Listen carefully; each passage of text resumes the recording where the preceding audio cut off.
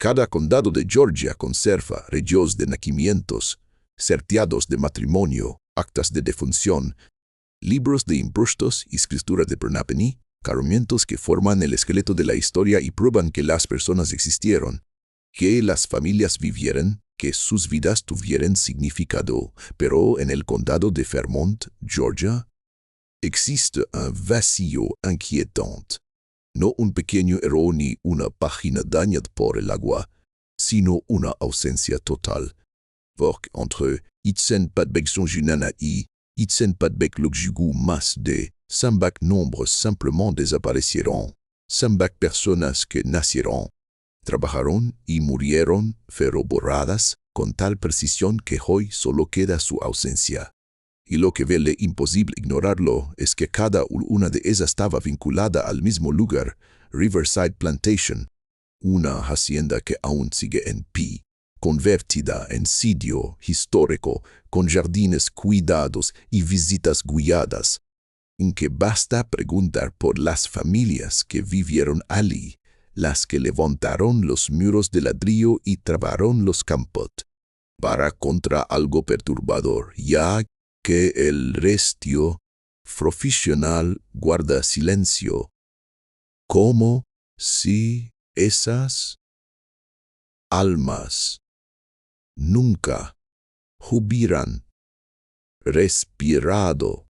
Y esta es la historia de cómo una comunidad entera fue eliminada metódicamente de la historia y de por qué Adien hizo esfuerzos extraordinarios para que permaneciera olvidada.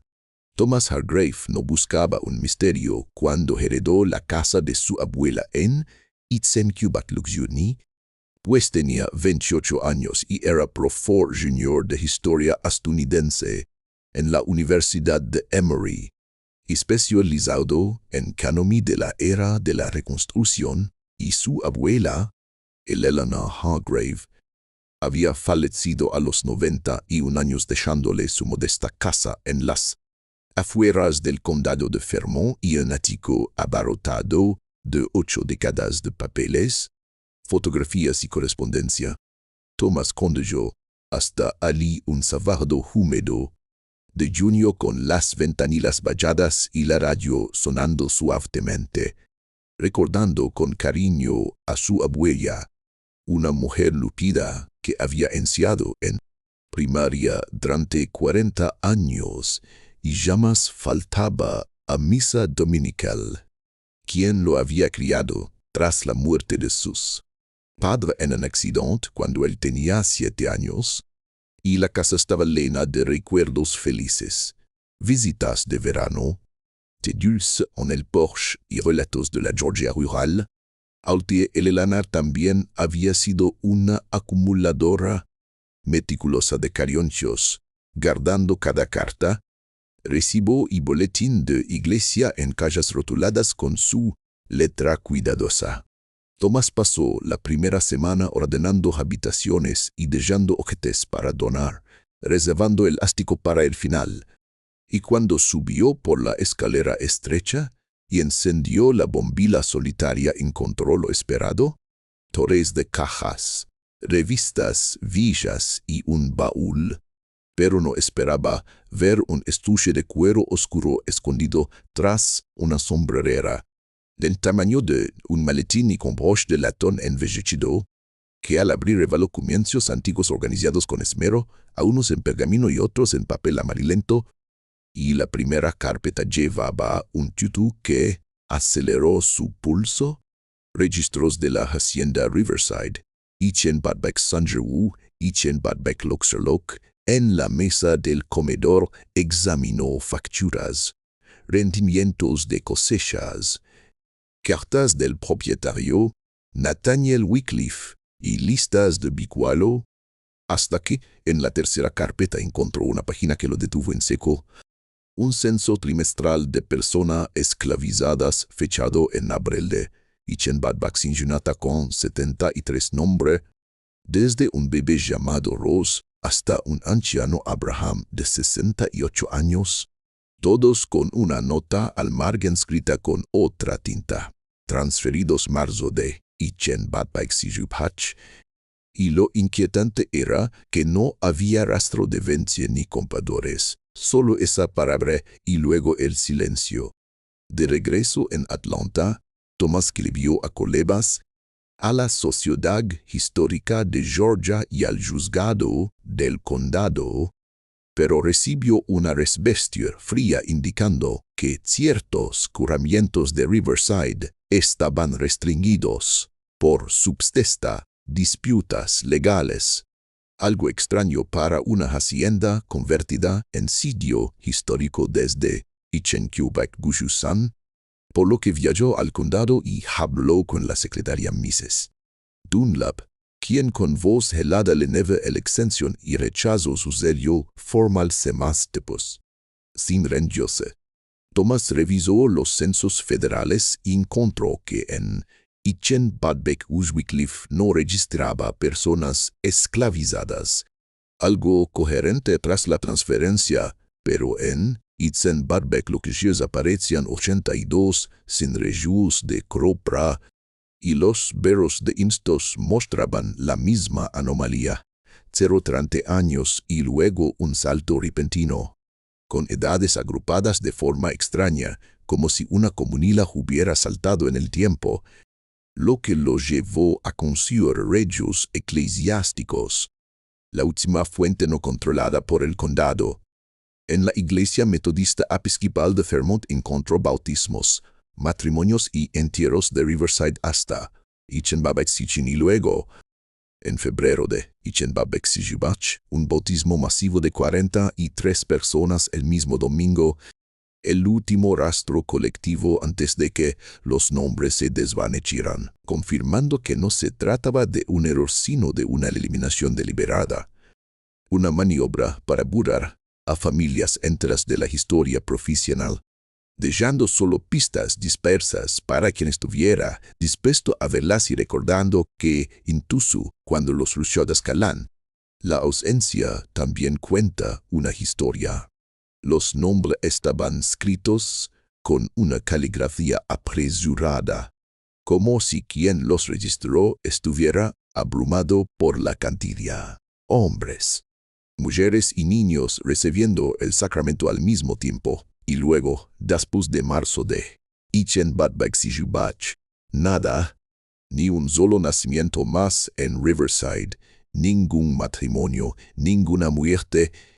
Durante 9 años completos, la plantación desapareció por completo de los levoros de la iglesia, como si hubiera dejado de existir, hasta que en enero de Ichenbadbek-Ujunchina los reyes reaparecieron de pronto con bautismos de recién nacidos, el entierro de una mujer anciana y el matrimonio de una pareja joven, todos nuevamente anotados como pertenecientes a Riverside Plantation, pero con un detalle imposible de ignorar.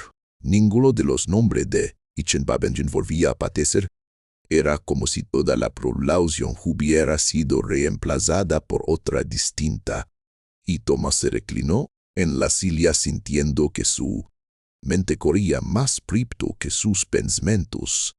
Mientras el reverendo Polk observaba su rostro con curiosidad y le preguntaba si había algo interesante, a lo que Thomas respondió pidiendo saber si existía correspondencia de ese tipo, cartas, notas, cualquier cosa que explicara las actividades de la iglesia, y tras 15 minutos Polk regresó con una carpeta delgada perteneciente al reverendo Martin Hayes, quien había servido entre Ichenbadbek-Sijunjisan y Ichenbadbek-Ujuit, y entre apuntes rutinarios, Thomas encontró una carta fechada el 10 de abril de Ichenbad-Sijubach dirigida al obispo de la Iglesia Metodista Episcopal del Sur, donde Hayes expresaba su angustia espiritual por familias separadas sin explicación, por fieles que buscaban a sus parientes desaparecidos y por la advertencia directa de John Nathaniel Wycliffe de que la Iglesia no debía entrometerse en sus asuntos, una súplica que nunca recibió respuesta, y Thomas salió de allí con la certeza de que Algo enorme había sido silenciado deliberadamente. Pasando la noche sin dormir mientras las piezas empezaban a encajar. Familias separadas. Un ministro intimidado. Una fuerza laboral borrada de los Ryut solo para reaparecer años después con otros nombres. Lo que lo llevó a ampliar su incendiación buscando rastros fuera del condado. Convencido de que sí, más de 300 personas habían sido transferidas, debía existir algún resto, financiero o institucional.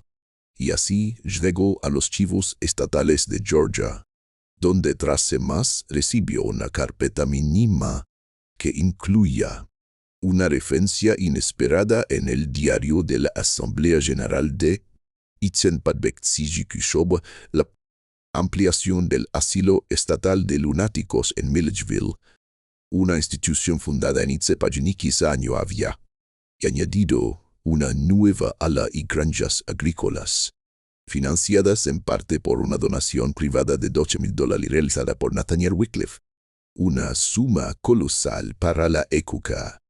Y al solicitar los informes anuales del asilo Tomás descubrió que la granja era trabajada por pacientes bajo la etiqueta de trabajo terapéutico, con cifras que crecían año tras año: 81 trabajadores en Itzenbabet Uge, 94 en Itzenbabet Gujit, más de 100 a mediados de la Hando, y aunque los expedientes individuales estaban celados por ley, los informes estadísticos mostraban algo alarmante: 68 pacientes provenientes del pequeño condado de Fairmont. Una cifra demográficamente imposible que hizo que Thomas sintiera un frío visceral al comprender que aquellos no eran pacientes comunes, sino personas reclasificadas para desaparecer, lo que lo llevó a acudir a la doctora Patricia Chen, especialista en la historia de instituciones mentales del sur, quien le explicó que en esa cuca existían diagnósticos fabricados como la drapetomania o la destesia etiópica, patologías creadas para criminalizar la resistencia de las personas esclavizadas.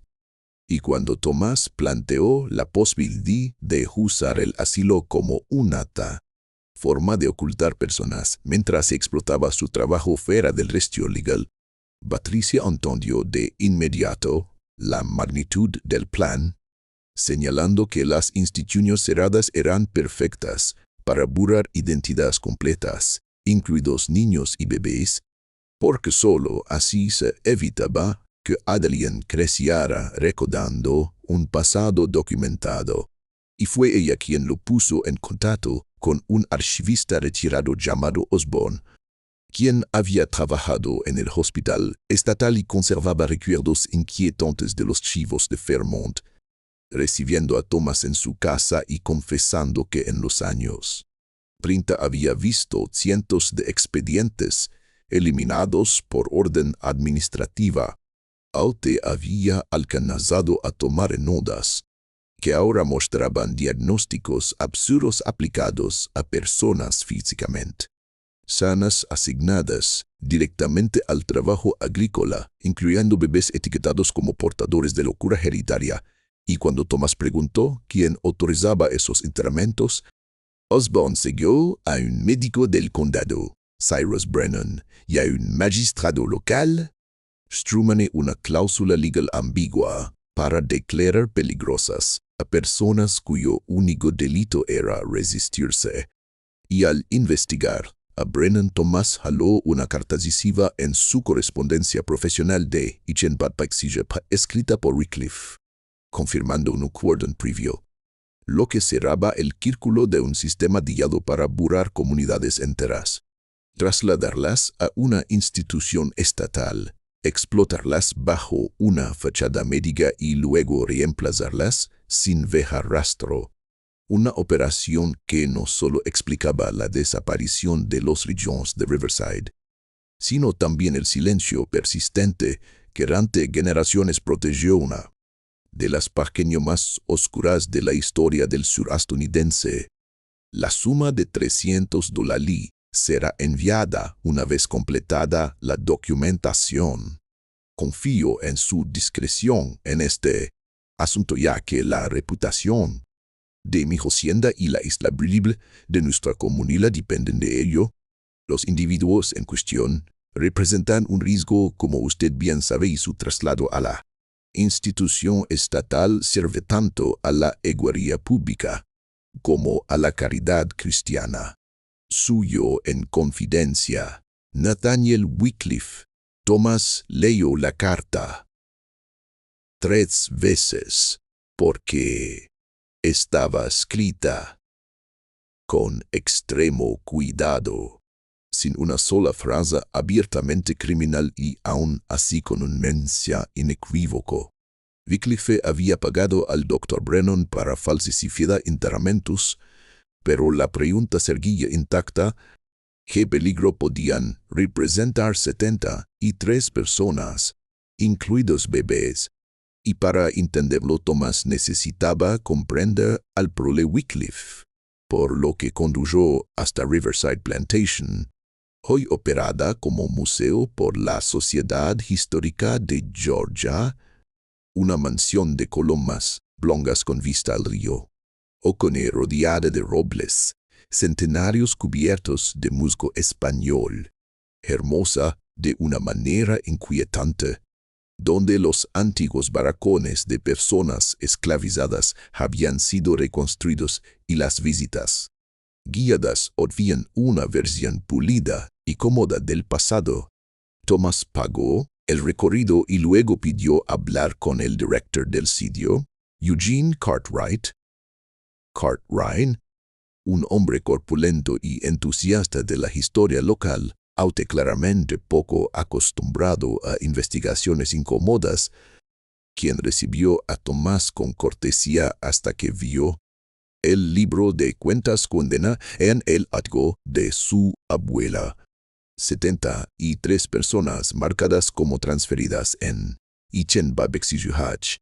Y aunque Cartwright seguro no haber visto nunca ese documento, y alegó que la mayoría de los Rudast se habían perdido durante la guerra, su tono cambió cuando Thomas mencionó las supuestas disputas legales.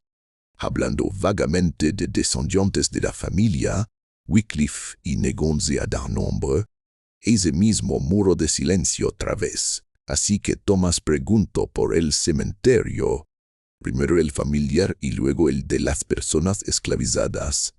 Y Cartwright admitió la existencia de tumbas sin marcar en el extremo oriental de la Proaponi, nunca excavadas por respeto, un claro entre pinos con el suelo hundido por el paso del tiempo dimpo, donde Thomas contó cerca de 90 depresiones, demiadas pocas para décadas de trabajo forzado, enfermedades, partos y accidentes, lo que reforzaba la idea de que muchos nunca fueron enterrados allí, si es que fueron enterrados.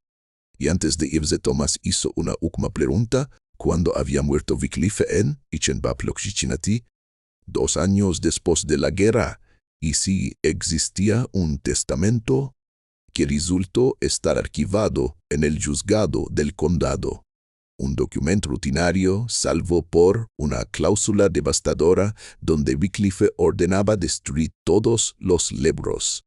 Cartas y rijulas entre Ichenbabexiyuhach y Ichenbabexiyuhach por contener asuntos privados no aptos para el escrutinio público, con un adlomen notarial confirmando que esos carronchos habían sido quemados. Sentado en la sala de lectura del juzgado, Thomas comprendió que había un patrón claro pero aún incompleto, hasta que una pieza inesperada apareció durante una conferencia académica cuando un profesor veterano de la Universidad de Duke mencionó haber visto el nombre de Wycliffe en contratos ferroviarios, lo que llevó a Thomas a los chiefs de la Georgia Railroad and Banking Company, donde encontró un contrato fechado en noviembre de Ichenbabexiyuhach para el arrendamiento de 70 trabajadores durante 9 años a cambio de una suma enorme, con una cláusula clave que eximía a la empresa de cualquier responsabilidad documental. En otras palabras, trabajadores sin rastro legal, pero había un problema evidente. Las personas esclavizadas eran propiedad registrada. No podían simplemente desaparecer, a menos que dejaran de existir legalmente, y entonces todo encajó. La transferencia de Ichenbach no había sido una venta, sino una eliminación administrativa. Internados como placiennas, borrados de censos, iglesias y libros fiscales, enviados a trabajar en procesos ferroviarios bajo otra identidad mientras Wycliffe cobraba como arrendador y financiador, una operación que convertía cuerpos humanos en mano de obra invisible, protegida por instituciones estatales y por el silencio deliberado de quienes se beneficiaban. Y al final, Thomas entendió que Riverside no solo había borrado familias de los regios, había creado un sistema para hacerlas desaparecer sin vergüenza, demostrando que a veces la historia no se oculta en cañoncios secretos, sino en los vacíos que alguien se aseguró de dejar atrás. Aparecían en padrones fiscales, inventarios de haciendas y penizas de seguros, a menos que ya no fueran considerados personas esclavizadas, a menos que se hubieran convertido en otra cosa, pacientes de un asilo. Y fue entonces cuando Thomas sintió que la mimán completa se ordenaba de golpe en su mente. Wycliffe había entrenado a toda su fuerza laboral bajo diagnósticos falsos y, casi de inmediato, los había arrendado a la compañía ferroviaria como trabajadores terapéuticos. El asilo recibía una generosa donación. El ferrocarril obtenía mano de obra barata sin complicaciones legales y Wycliffe ganaba miles de dólares explotando a personas que ya no figuraban legalmente como suprapunits. Era esclavitud lavada a través de la medicina, un sistema perversamente elegante, pero aún faltaba una pieza clave, porque si el contrato ferroviario terminó en Ichenbach-Gugelok y Riverside volvía a tener personas esclavizadas en Ichenbach-Gujelok, ¿qué había pasado con los 73 originales? Thomas regresó a los censos, esta vez no mirando cifras, sino nombre, cruzándolos con los reyes bautismales de la iglesia a partir de Ichenbach-Gujelok, y encontró coincidencias. Nombre que parecían tanto en el libro de Ichenbach-Gujelok como en los rudos posteriores, pero con edades incorrectas. Hannah tenía 5 años menos de los que Teria, Samuel 8 menos. Como si el tiempo se hubiera borrado, o como si hubieran sido reemplazados por personas más jóvenes con los mismos nombres. Una práctica común, autocoincidencias coincidencias resultaban demasiado para ser casualidad.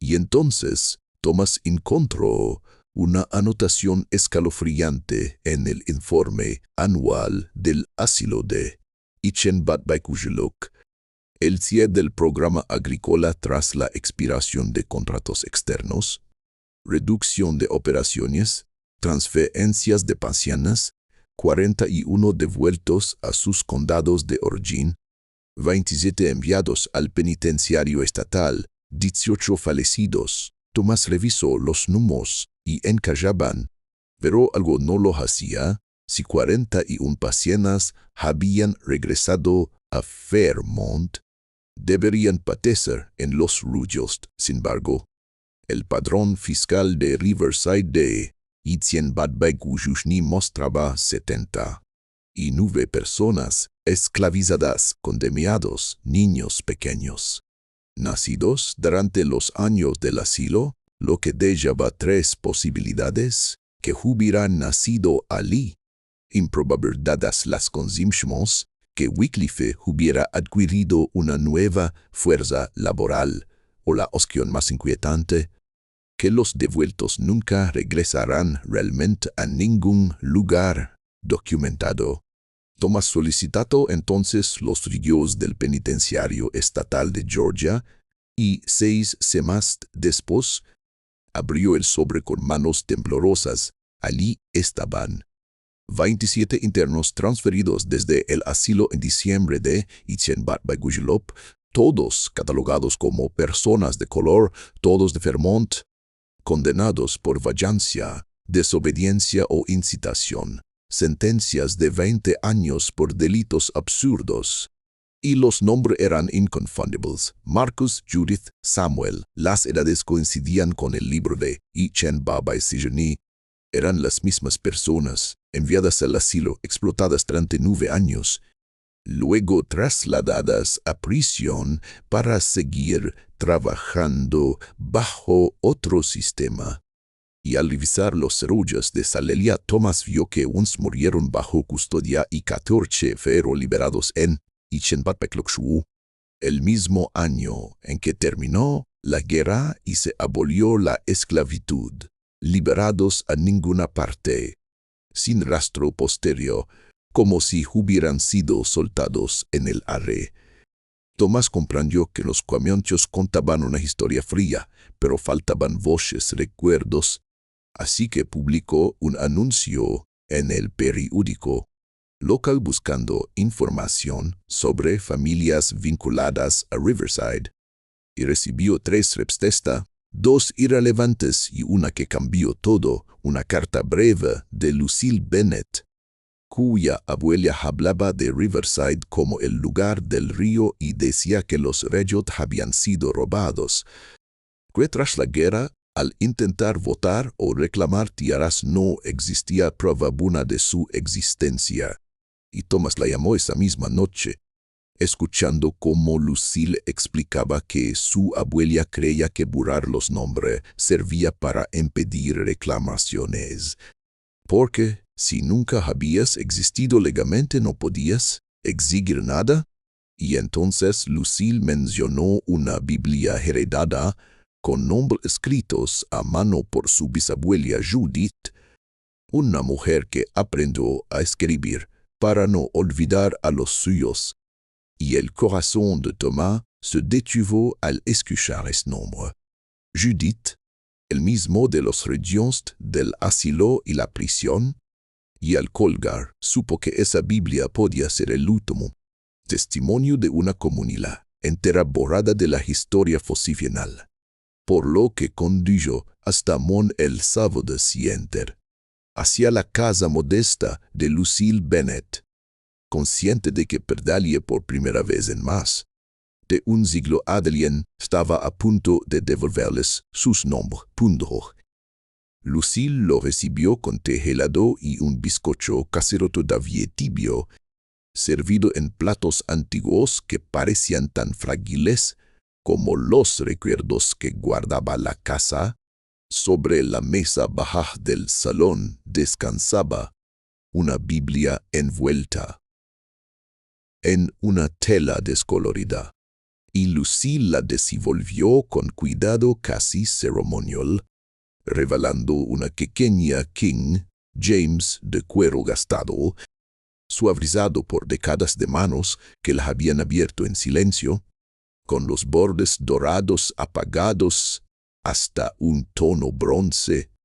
Al abrirla en la primera página, Thomas vio una lista escrita con pulso cuidadoso pero inseguro: Hannah y la bebé Rose, Samuel y Dina, Marcus, Abraham, Descanso, Judith, Esther y 3 niños más, Isaac y Rachel, y otros nombres hasta sumar cerca de 30, y al final, en tinta distinta, una frase sencilla y devastadora: estas almas vivieron. Que se sepa. Thomas sintió como se le humedecían los ojos y pidió permiso para fotografiarla. Y Lucille asintió diciendo que por eso lo había llamado, porque esos nombres merecían ser recordados.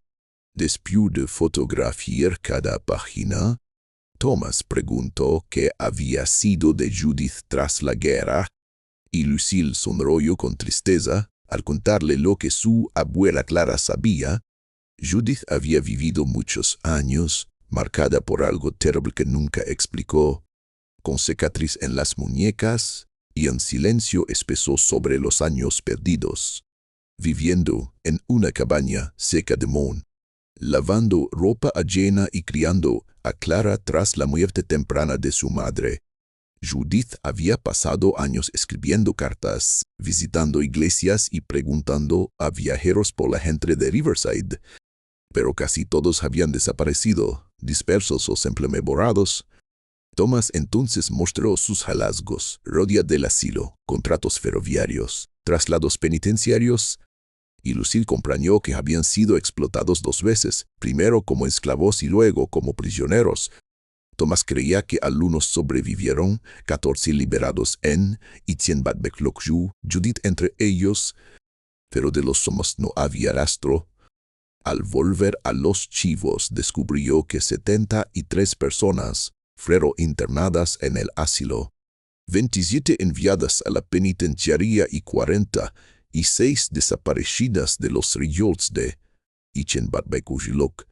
Aunque el informe en Kilhab que 41 regresaron a sus condados, Thomas solo pudo confirmar 15 regresos a Riverside, dejando 26 sin explicación.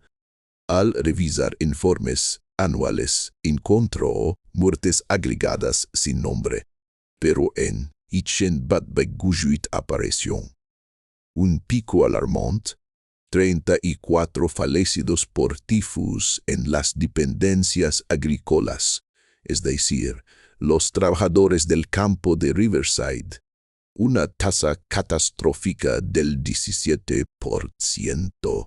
Un periódico de Milledgeville lo redujo un párrafo tranquilizado, y los regiones administrativos aclararon el zeuto final: entierros indigentes en terrenos del hospital, sin lápidas ni notificación a las familias. En enero de Etienne-Batbec-Locju, Thomas visitó el viejo cementerio del Hospital Estatal de Georgia, un terreno descuidado tras edificios modernos, acompañado por un administrador incómodo que admitió más de 1000 entierros sin registros fiables. Entre lápidas ilegibles, Thomas jaló una hondonada larga correspondiente a Etienne-Batbec-Locju y una fosa colectiva de 30 o 40 personas, 34 vidas robadas, trabajadas hasta la muerte y sepultadas sin nombre. Los carioncios eran alterados para buriar su origen. Durante meses Thomas solicitó archivos celados en Fairmont County y recibió negativas constantes, todas firmadas por el fiscal condado Douglas Fairchild, heredero de una dinastía legal ligada por matrimonio directo a Nathaniel Wycliffe. Comprendiendo el encubrimiento, Thomas decidió publicar lo que tenía: el libro privado, los patrones de admisión, el contrato ferroviario, el testamento que ordenaba destruir Prus, los registros penitenciarios y la Biblia de Judith. Su adirio, explotación terrena, presentamiento institucional, el caso de Riverside Plantation, Etienne-Batbec-Locju, fue eftado en Etienne-Batbec-Locju. Su publicación provocó una reacción inmediata que ya no pudo ser silenciada. El artículo fue recogido por The Atlanta Constitution, que lo llevó a portada con un titular contundente que sacudió al Estado. Un académico expone un esquema de asilos de la era esclavista, y tras él llegaron otros periódicos, uno tras otro, amplificando una historia que durante más de un siglo había sido enterrada con cuidado. Mientras la Sociedad Histórica de Georgia emitía un comunicado prometiendo revisar todo el material relacionado con Riverside Plantation, a la luz de la instigación del Dr. Thomas Hargrave. Poco después, y casi sin ruido, la oficina del fiscal del condado de Fairmont estudió que ciertos ruda históricos previamente restringidos serían puestos a disposición de investigadores cualificados en nombre de la exactitud histórica, y en noviembre de Quebec-Luxusan, Thomas obtuvo finalmente ascensión a los archivos celados, encontrando exactamente lo que había sospechado durante años. Correspondencia directa entre Nathaniel Wycliffe y el Dr. Brennan organizando interamentos falsos, cartas entre Wycliffe y la compañía ferroviaria negociando tarifas de mano de obra, libros detallados con los pagos recibidos, y lo más condenatorio de todo, un cuaderno privado donde se mostraba cómo Wycliffe había invertido esas ganancias para comprar más tierras, ampliar operaciones y construir la gran mansión que aún se alzaba en Riverside, todo levantado sobre trabajo robado, oculto tras certificados médicos y muros institucionales. Sin embargo, entre esos carbioncios pareció algo inesperado, un libro marcado como retornos. Itzen Babait Ushlup, Fu Itzen Babait Ushiti, con 40 y a nombre y destinos precisos.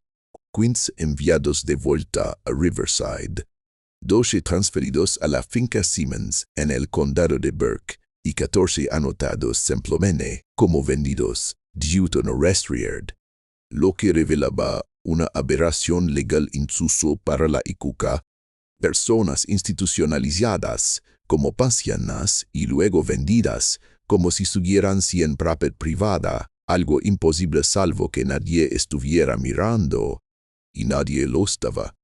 Thomas pasó el invierno de Quebec-Luxusan reconstruyendo la lista completa en el libro de Riverside, las notas del asilo firmadas por el señor Osborne, los reyes penitenciarios y la Biblia de Judith, logrando identificar con razonable certeza a 68 individuos, 34 muertos en el asilo, 27 enviados a la penitenciaría, 7 devueltos y posteriormente vendidos, y 5 que se perdieron para siempre en los huecos de la historia. A principios de Quebec-Luxusan publicó un scudont artirio, esta vez incluyendo los nombres, y envió copias a sociedades históricas, organizaciones genealógicas e iglesias afroamericanas de toda Georgia, con la esperanza de que un descendiente reconociera a los suyos. Y las respuestas llegaron primero despacio y luego como una avalancha. Cartas de familias que llevaban generaciones buscando una prueba de su linaje. Una mujer en Savannah que identificó a su tatarabuelo Marcus, muerto en la penitenciaria en Quebec-Luxusan. Un hombre en Atlanta cuya tradición oral hablaba de una antepasada llamada Esther, que desapareció en tiempos difíciles y nunca regresos, y cada conexión fue una pequeña restitución, nombraron cada olvido.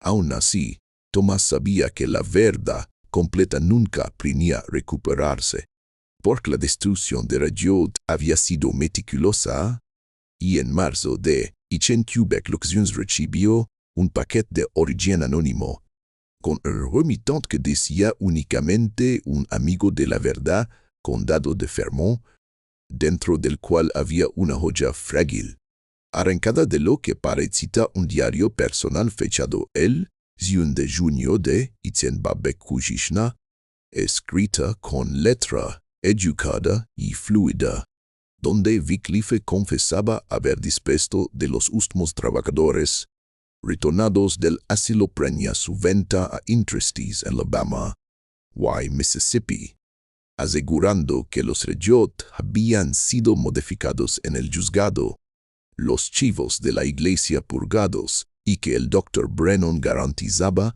que nada quedaba que pudiera causar problemas, justificándolo todo como preservación del orden. Los derechos de propiedad de la jerarquía natural que, según él, Dios había ordenado. Al leerlo una y otra vez, Tomás entendió la pieza final. Aquella mano de obra no había sido lesequiada al azar, sino seguida por organizarse, resistir o intentar huir. Y el uso del asilo había sido un método calculado para hacerlos desaparecer sin levantar sospechas, rompiendo familias y cualquier posibilidad de resistencia colectiva. Nunca supo quién envió la página, aunque sospechó que alguien de la familia Fairchild, cansado de proteger una gerencia vergonzosa, había decidido hablar. En Ichentubite Luxolok Thomas publicó el libro Los Desaparecidos. Como una plantación de Georgia borró 300 vidas. Se convirtió en lectura obligatoria en Museo de Historia del Sur, mientras el Estado de Georgia reconocía profesionalmente el esquema del asilo y emitía una disculpa formal a los descendientes. Riverside Plantation revisaba sus recorridos para incluir la historia completa, sin adornos. Y en el cementerio sin marcar del lado este de la Propnitz se erigía un monumento sencillo con los 68 nombres recuperados, acompañado de una inscripción que decía que esas vidas fueron ocultadas, pero no perdidas. Esos nombres tomados, pero ahora restaurados. Lucille Bennett asistió a la inauguración sosteniendo la Biblia de su abuela Clara.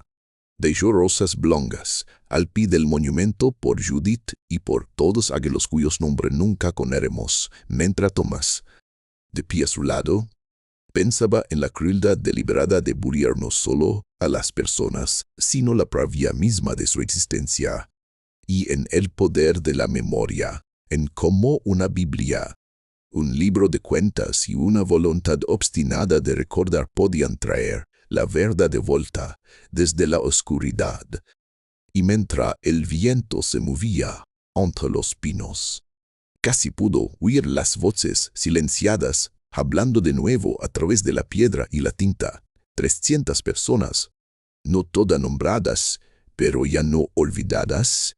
Si esta historia te ha impactado, compártela para que no vuelva a ser enterrada. Suscríbete para más relatos que rescatan verdades ocultas y ayúdanos a mantener viva la memoria.